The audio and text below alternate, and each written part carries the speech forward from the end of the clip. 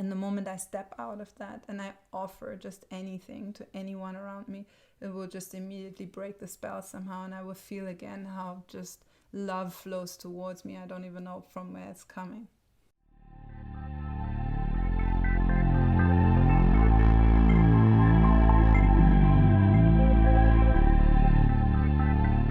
Hello and welcome. You are listening to A Walk in the Heart, a podcast about Tantra, psychology and spirituality.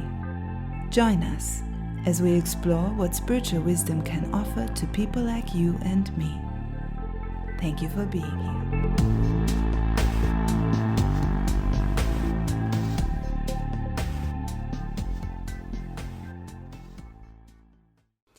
Hello and welcome everyone back to A Walk in the Heart, our podcast on Tantra, psychology and spirituality. I'm your host, Maria Blandine Wegener.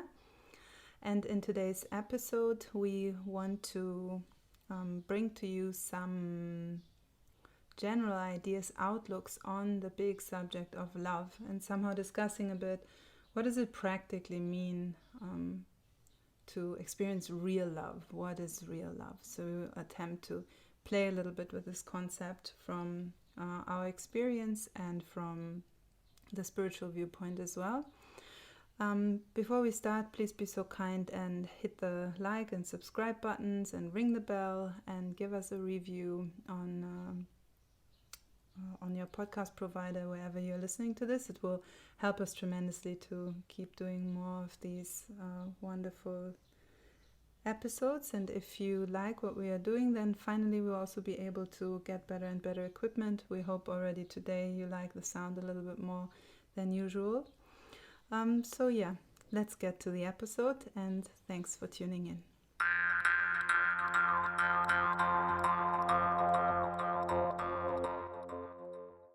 Hi everyone, I'm here today with my co-host Uriel. If you forgot since the intro, I'm Maria Blandine. We are both psychologists, we are both Tantra teachers, yogis and all of that stuff. And we want to tackle a bit the big question on what is love today? What is real love? It sort of came to me to speak about this because it is just the eternal question that keeps returning, and that seems to be true also for our teachers and just friends around that might be dabbling in similar subjects as we do. And it seems to be continuously a thing for people to try to figure out, okay, why did this relationship break? Why is it so difficult to love through this in my current relationship? What's the difference between romantic love, friendship love, and so on? It just seems to be such a recurring subject, so that I thought it would be great to to have a little bit of a chat about it. So I want to ask you right away, what do you think constitutes real true love, and how might it be different from not a real true love, basically? I feel that the deep goal of human life is to find such a love. And if you look at children, if you look at the eyes of children, they have genuine hope that they're just about to find that love. So they feel that I will find true love, and that will be the center of my life. And this is why they are so adorable, because they are in tune with that. And then, because, at least as the human societies that I know, we didn't really get that idea, and we don't complete the journey that maybe we should have completed when we were 6 years old or 10 years old.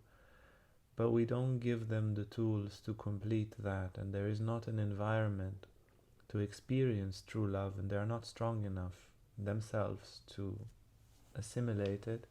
And then gradually you see how the hope in the eyes, they're 5, they're 7, they're 10, and this hope for true love, it starts to diminish. And when that hope is gone, we live a kind of pseudo life. And you can see what kids, as they get older, what they are interested in, and what grown-ups are interested in, and how little satisfaction it has in the absence of love. So if we are searching for real love, I feel it is the key and the central ingredient of human life. And if we can come in this little talk and have a little bit of a clearer understanding of what true love is, and show a little bit of steps of how we can find true love, maybe we can rekindle the spark of hope that we all had. We were all children once, and we all had that hope for true love. And if we can now, as grown-ups, readdress and reawaken a mature hope now to attain such a pure and true love, and then to center our life around it as it should be, then this would be a good podcast. I mean, if we can do that, if we can sparkle both the hope, a little bit of tools, and a little bit of understanding, this would be a good talk. So what do you think happens to that child from I think it's a great example. You have the little baby there with the big eyes and the sparks, and also the willingness actually to love in the way they can, right? I remember us having once one of these angel walks, and everybody's lovey-dovey and sweet, and there was just this, like a mother entering into this circle of love, basically. And there was she had this little, I don't know, maybe like 10-month, 11-month-year-old baby in her arms. So the baby was old enough to understand something is going on. There's love poured upon it. And it was still small enough to have absolutely no filter somehow. And it was just these big eyes and radiating the wish to love also, and to be loved, and to just bathe in that somehow and let the love flow in that way. But I wonder, like, okay, so we have the dimension of ingredients of upbringing. All right, so how would we bring up a child to love in a better way, to love in a more complete way, in a real way? Like, where's the line, where's the difference? Yeah, I feel it is our understanding as adults, and the understanding of real love for us as adults, and after we have the established inner state inside of us, love will guide us. It doesn't it is not enough to have an intellectual clear understanding of love. We need to have the inner state there, and then your children become what you are, not what you tell them. They will be as you are. So our responsibility as adults in the education of children is to be that real example of love. And for that, the first step is to realize the uttermost importance of it. This is the challenge of human existence. I mean, it's not such a big deal to survive. We will all, we will not die of starvation, and fine, it's okay, you need to go some hours to work, and you need to do some of this and that. But then in people's free times, they rarely even pose the question that we posed here: what is real love, and how can I attain it? It's more like very indirectly, how can I make the world turn so I can get some love from people? And if we stop addressing, or let's say we discard the superficial addressing of love, and we just wash our face and just look at it in a fresh way and say, hey, I can transform my deep understanding to love, and I don't need to just copy other people in my relationship with love. I can examine it.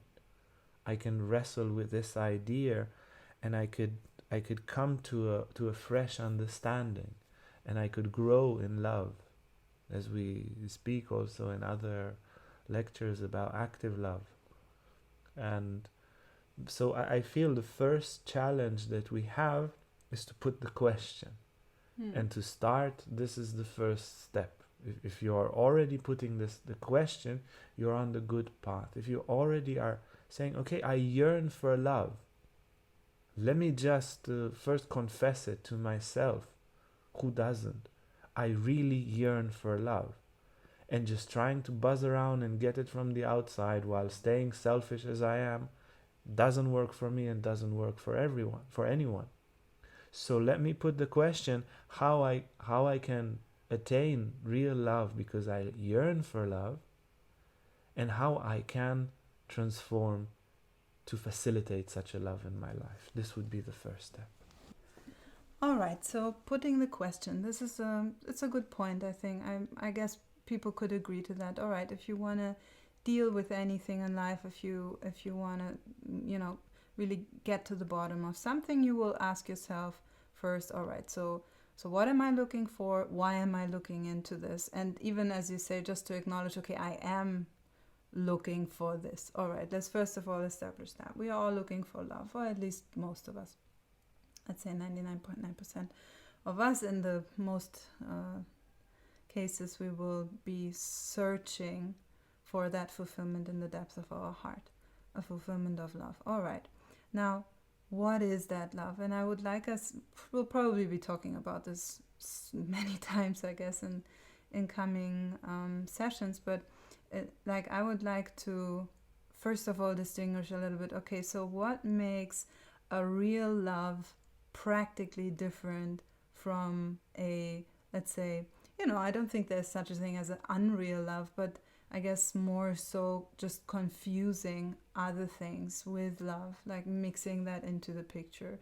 I guess in romantic relationships, this is like a big thing, that infatuation just like takes up a big part, especially in the beginning of the relationship, takes up a big part of what is happening between the two. And then maybe later on it might not be infatuation that is so much anymore in the center, but maybe security or familiarity or something like that. And then because it feels good, it feels comfortable, it feels warm, we take it to be love, or it feels exciting, it feels passionate and so forth. Then we take it to be love, but it maybe that is not somehow really the core of the love. I guess it could be called maybe a symptom of the love, that we, when we feel love and like we feel actively loving, and also we feel that we are loved, it does create some fundamental security. I don't think it's so weird that we might be confusing these two, because if we want to speak in a dimension of enlightenment, the only safe thing is God, is the Great Spirit, is eternal consciousness, is the cosmic existence, whatever you want to call it. But that, singularity, that oneness, that eternal source point of everything, that's the only thing that is sure. And in the spiritual context, very often so we say, above all, God is love and love is God. So that everythingness is somehow very deeply related to a sense of love. So it would make sense that if you feel both from a spiritual standpoint, if you feel love, you feel more in contact with God, you feel more in contact with that one thing that can't be shaken, that can't be taken away. Obviously, that would make you feel more secure. On a more psychological, social level, if you feel, especially if you feel loved, which usually implies also that you are loving, a big thing actually that I think should be underlined when we speak about real love, is it will always go both ways. It is impossible to really fully feel loved if you are not loving. It just won't happen. And I feel that's like a practical point. Maybe we can get back to it. It's a practical point that many people tend to ignore, because simply they maybe don't know. But yeah, we are social beings. We do rely on social relationships. We do rely on somehow being part of a group, of having, what we call in psychology healthy attachments, and having someone to take care of us taking care of them, being together in a group, being together in the world, being together in this jungle of life and so forth, which then would again make sense. Why would I feel more safe maybe if I'm in love with someone? But that doesn't mean that, the safety equals the love, because you might be in a ravishing, amazing love and not feel safe. That might very well be the case. So they definitely don't exclude one another. So I guess what I'm trying to say is there are characteristics or maybe experiences that we do correlate with love, but they are maybe not the same as love.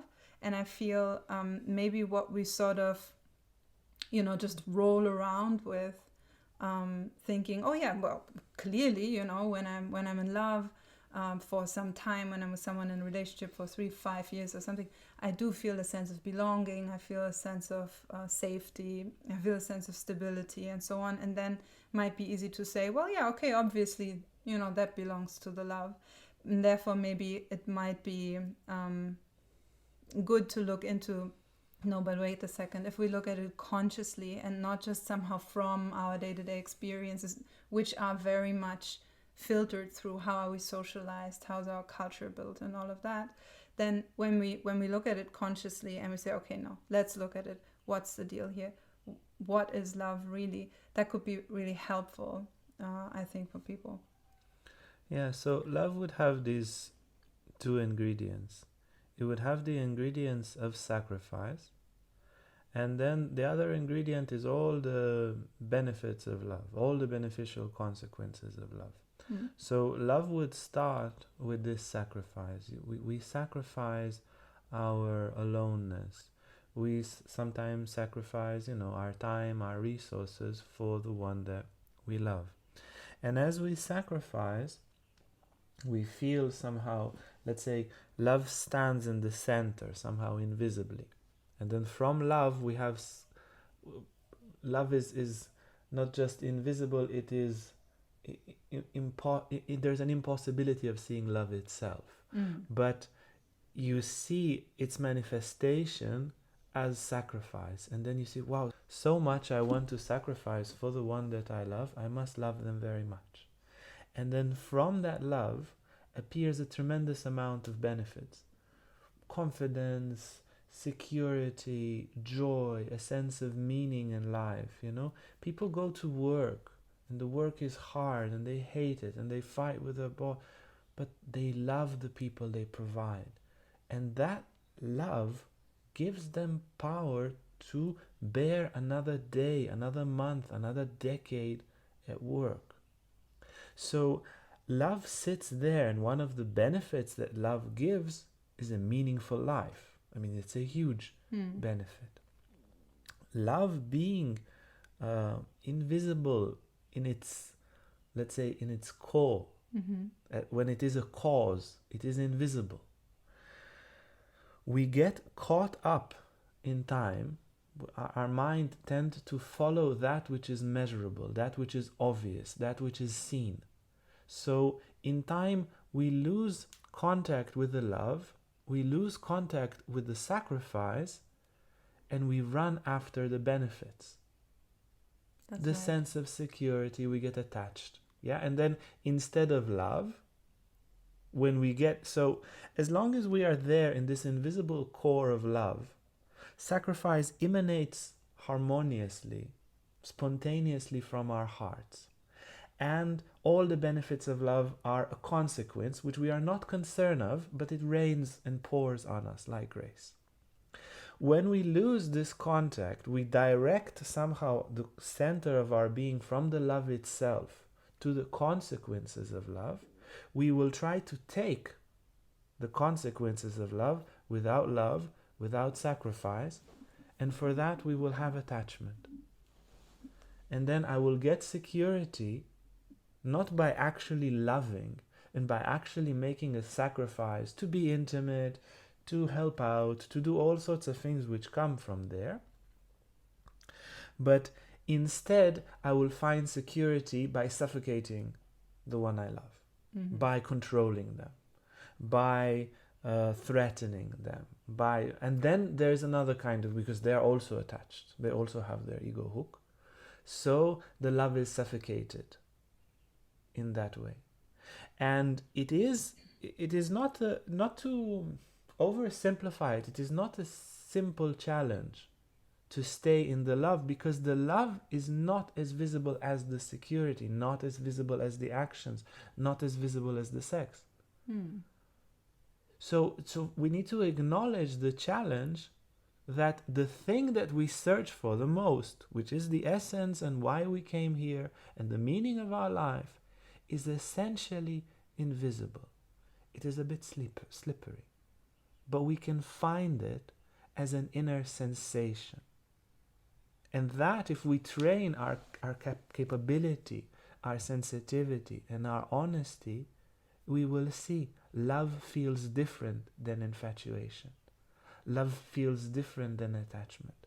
What would be our good indicator is that love, and this is only love, real love, it spontaneously and joyfully brings me to sacrifice. If it's a sacrifice which comes from duty, if it's a tight sacrifice, it's a sacrifice which comes from agreement, that's not love.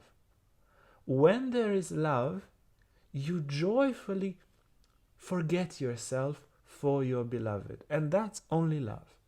So if you can catch the inner sensation, we said, first step, identify the need for a love revolution inside. Second step, how do I do it? By identifying love. Third step, how do I identify love? When I feel love, I feel the joy of sacrifice. I just can't help it. I would like to sacrifice for my beloved. And it doesn't just make me feel, oh, they would like it and I'll be secure. No, it is the joy of the world.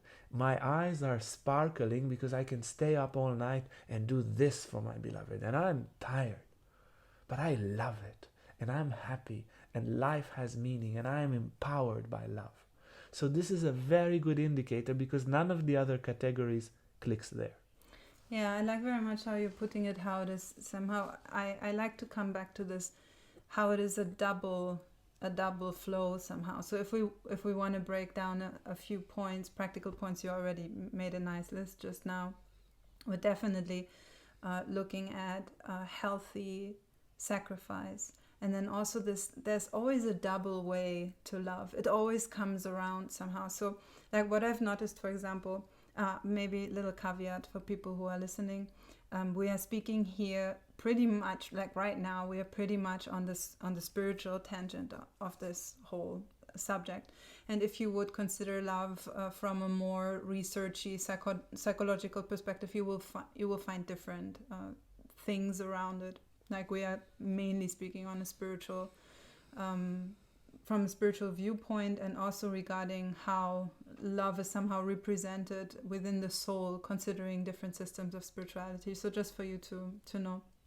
And one of those systems that we're actually referring to, which, well, also just from experience, for me it is very clear, when I'm very much in love, I sacrifice.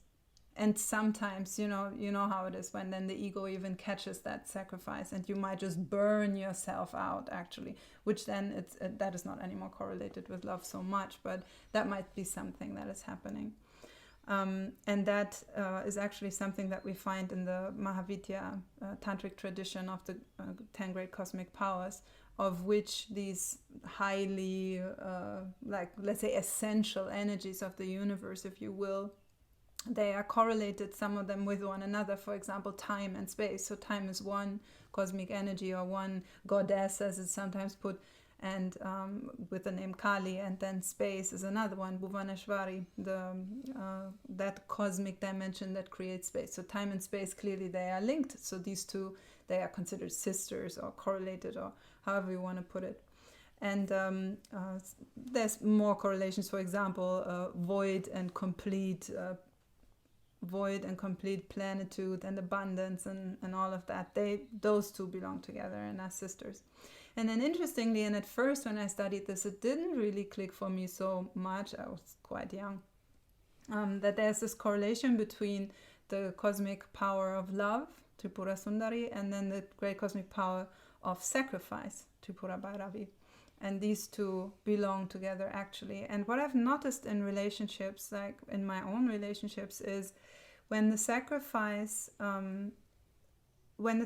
stops, the love stops. It's very clear. Like this for me is 100% clear. In the moment, but really to the second sometimes. Like in the moment, in my relationship, one of the two of us would express, I'm not willing to put in this effort.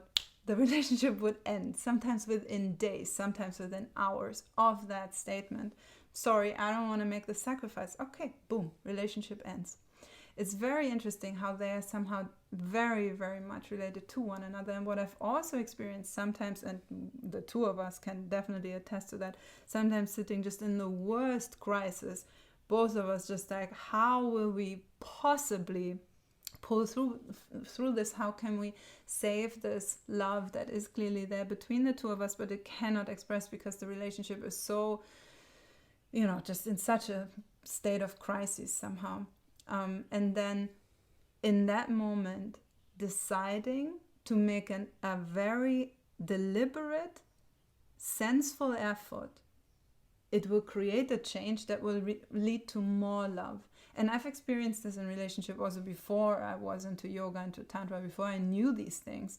I've seen this so clearly. I would sit with my boyfriend and we would be like, yeah, okay, I think this is it. And then we'll be like, yeah, or we could try this little thing, this little effort, cut a little here, try a little here.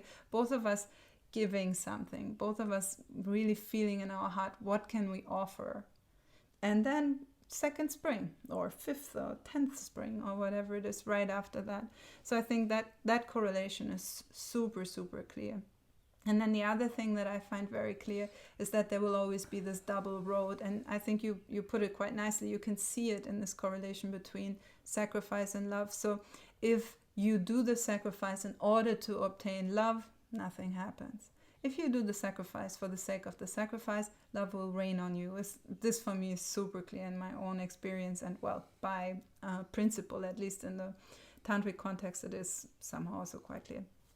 If we sacrifice just in order to get something, it won't work. If we sacrifice because of the joy of sacrificing, which is actually somehow stimulated by the love, which is like, you know what?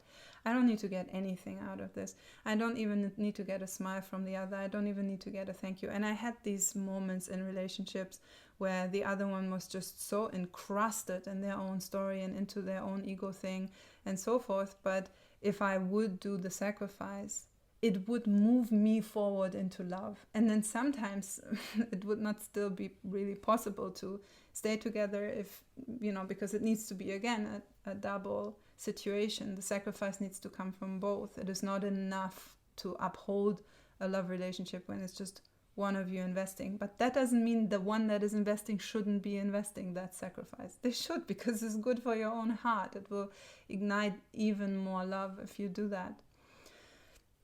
Yeah, and then on the other hand, like you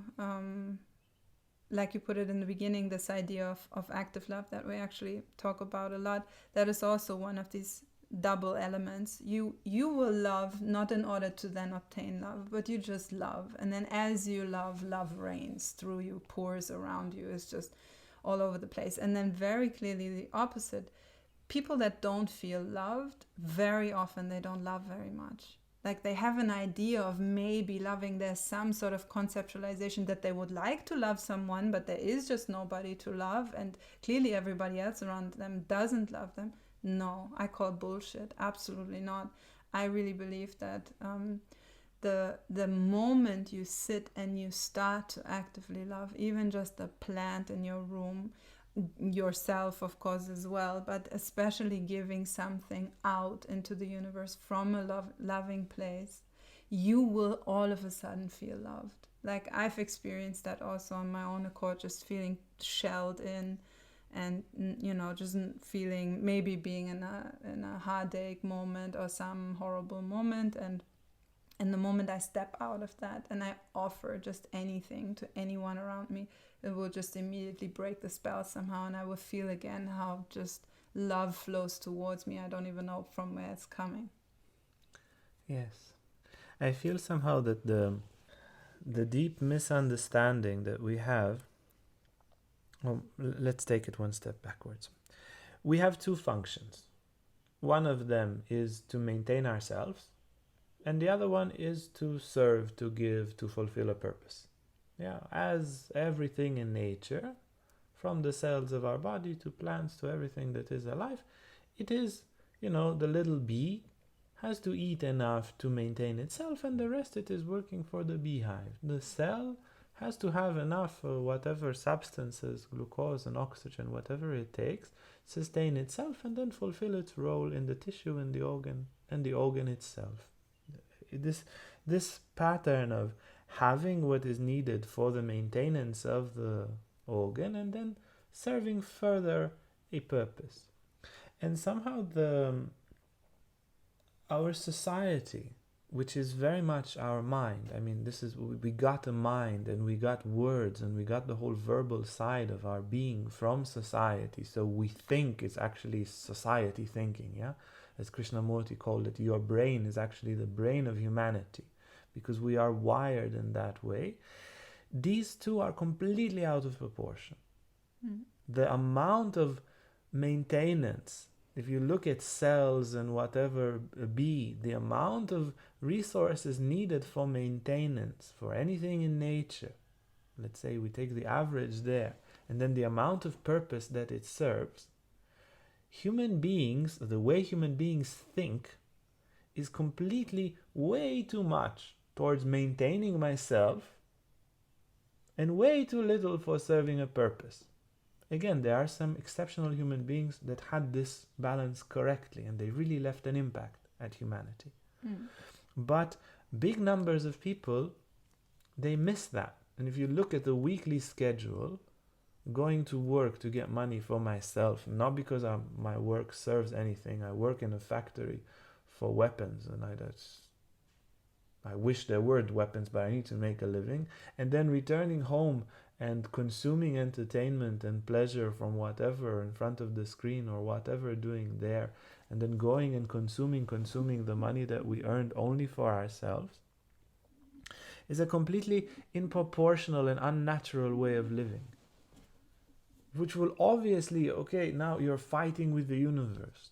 The universe brought you and your body so that 5%, 10%, 20% of your life will go on maintenance, and 80%, 90%, 95% will be on doing something of meaning, doing something of purpose.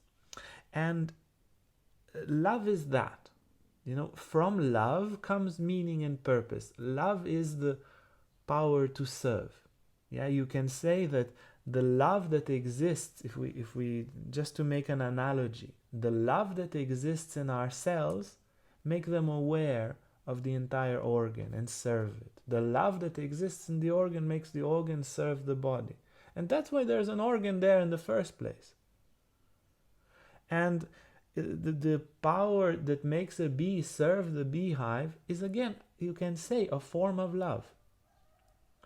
And us as human beings, if we would have had that one ingredient, yeah, you can say, oh, we want to solve the problems of humanity. We get, I don't know what, medicine. We get, I don't know what, GDP. We get some social, economical. Forget about it. Love. It's not going to go mentally.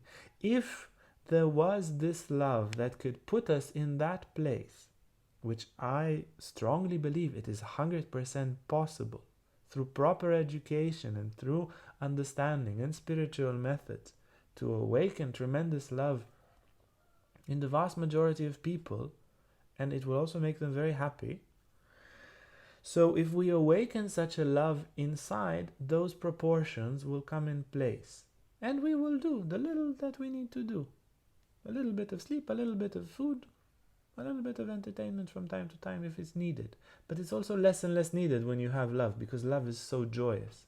And then from love comes our service, our sacrifice to our whole, our family, our country, humanity.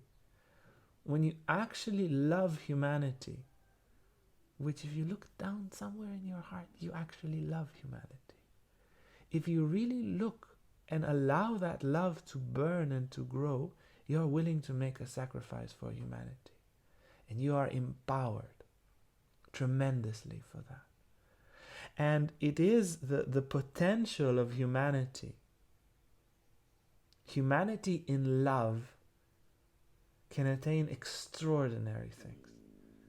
Yeah, look at a bee, and then honey is created. How amazing is that? Beehive, a bit of love, they work, because one bee cannot create honey. They need a beehive. Well, humans can create something much more extraordinary than honey. They can also create horrible things in the absence of love. Mm. But if we awaken such a love, that we will have, as we mentioned before, the joy of sacrifice as a constant state, because if many people will have it, it will catch on. As a constant state, we will live out of this joy of sacrifice. Humanity will create wonderful things, tremendously wonderful things. And the best, let's say, clue for that is the biographies of saints and masters. From Muktananda to Abba Anthony, to Saint Francis, to Yogananda, to the life of the Buddha, to the life of Rumi, to the life of Saint Vincent Ferrer, and so forth. Their biographies, Mother Teresa and Teresa Neumann and whoever, their biographies, Gandhi, their biographies show Milarepa what happens when love is established. Because love empowers. The joy of sacrifice empowers. You say, it's not possible somebody lived like that. Even Padre Pio from the 20th century. Impossible that somebody lived like that. It is possible.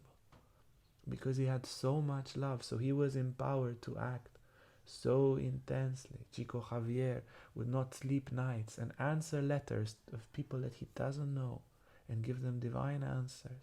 To have his eyes bleeding. He was so tired. But he loved people that he doesn't know. So he was empowered tremendously. And this is really where it stands. You will be beneficially powerful in direct proportion to how much you love. And you will live a life of meaning in direct proportion to how much you love. So like, this is the clue. It's like that quote, when love becomes infinite, the impossible becomes easily possible. Easily possible, yes. Yeah, and I definitely have experienced such states momentarily, like not just for 2 seconds, but like over stretches of time, but not continuous. Yeah, exactly like that. Just feeling that when just putting love first, continuously. And indeed, what seemed absolutely impossible for me would be all of a sudden possible. It would propel me into immense practice, into immense meditations, immense just leaps forward.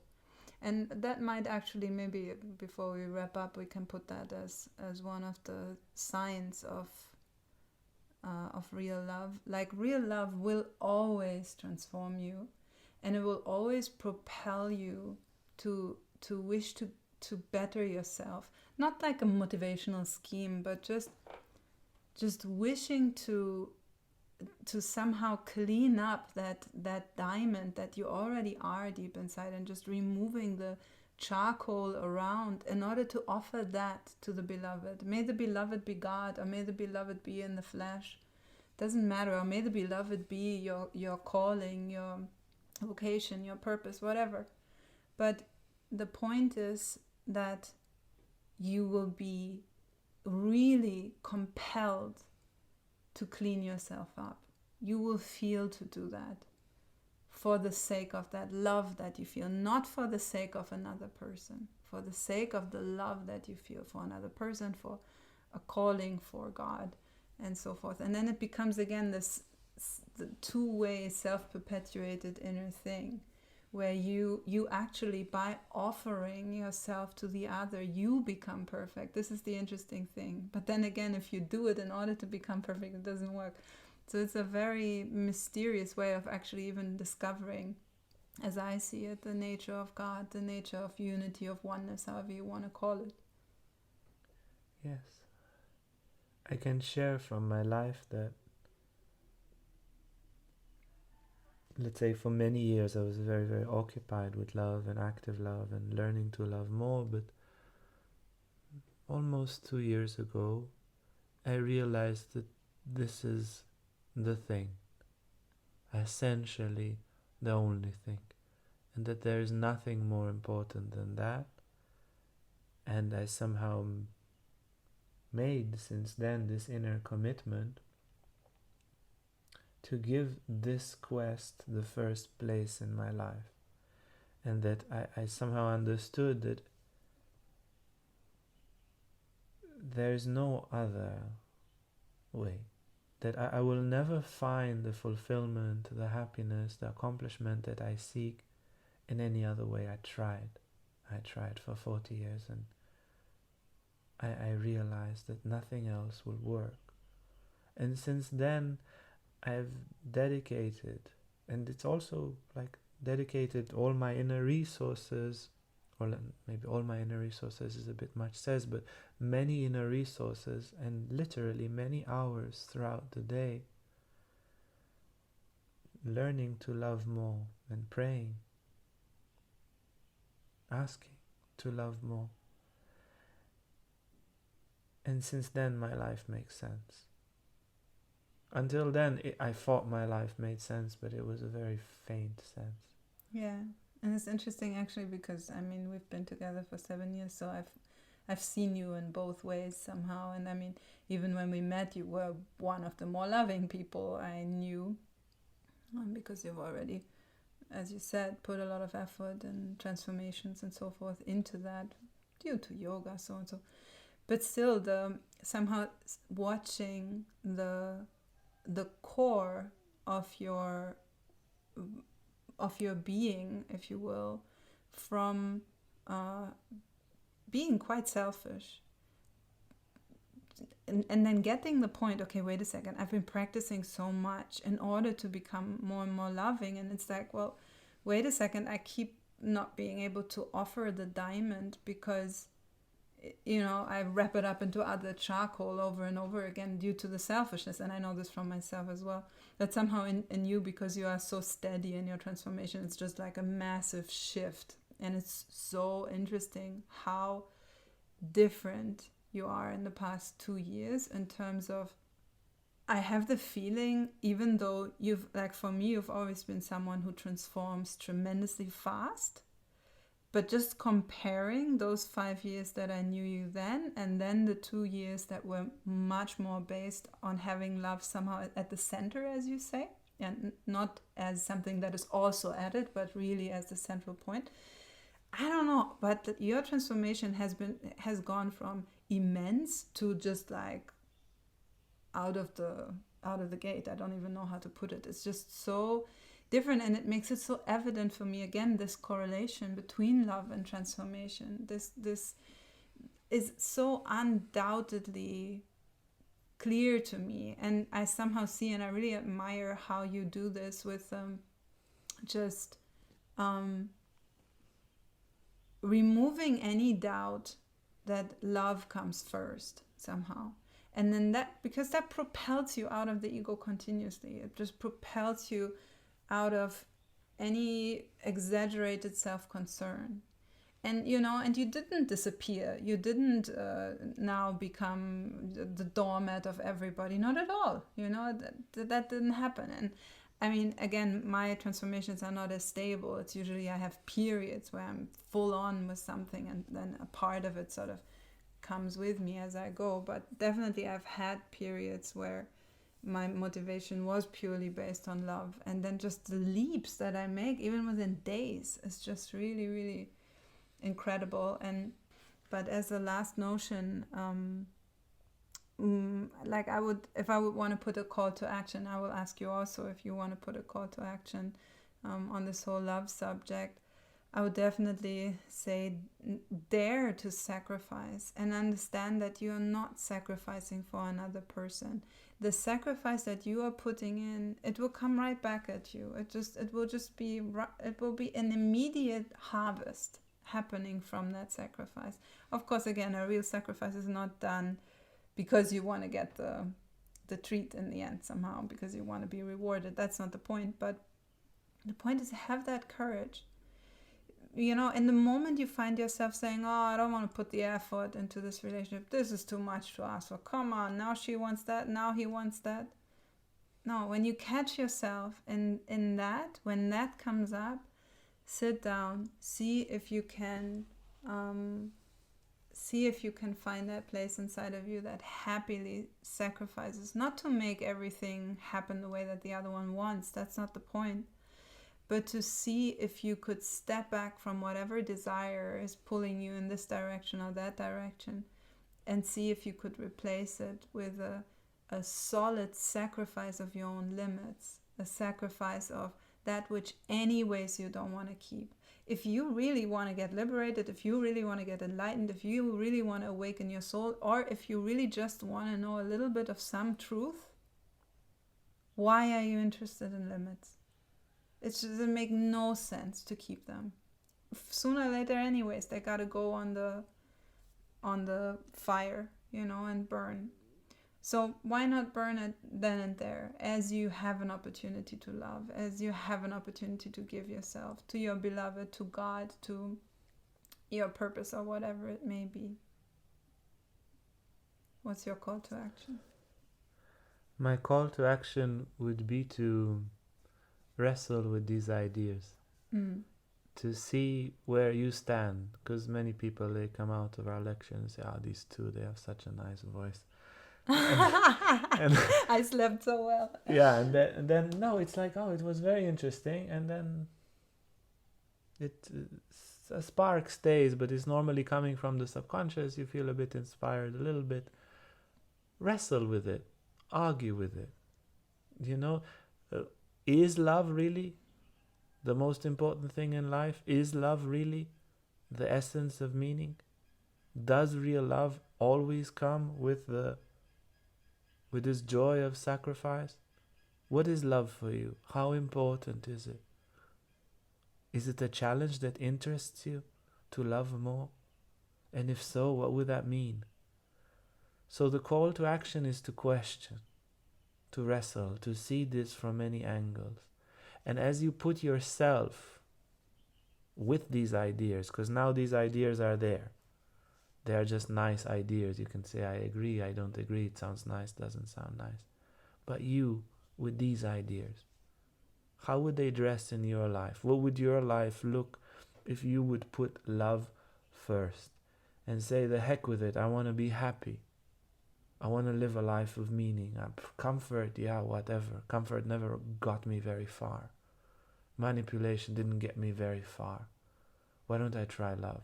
How would that look? What would your life look next week, next month, next year, if love was the most important thing and you would actively give your time, your resources, the selection of words, the selection of action, having love in the first place? So this is my call to action. Play with these ideas and see what you want in your life and what doesn't touch you.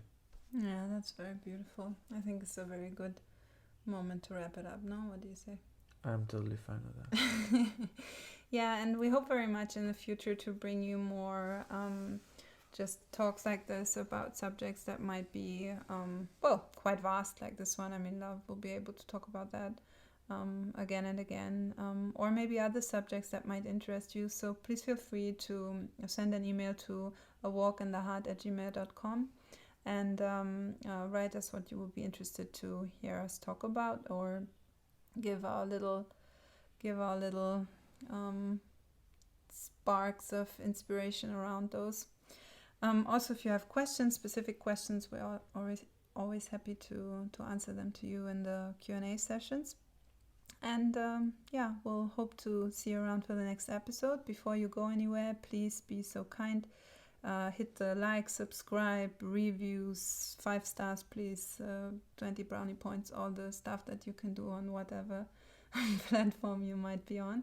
That will be super helpful for us and will also inspire us each time we see a little cute review or a little 5 stars. It inspires us to continue and to see that you're interested in what we're doing.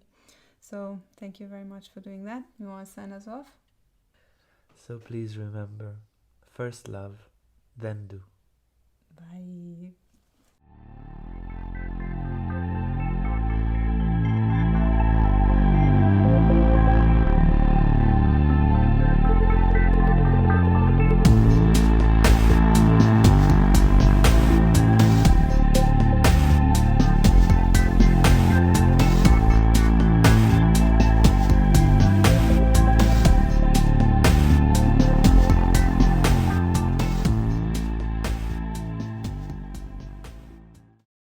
Hey guys, if you like this video, make sure to like and subscribe to our YouTube channel for more content on spirituality, Tantra, and more. And if you want to sign up for our online classes or for our retreats, you can see our website on the description below.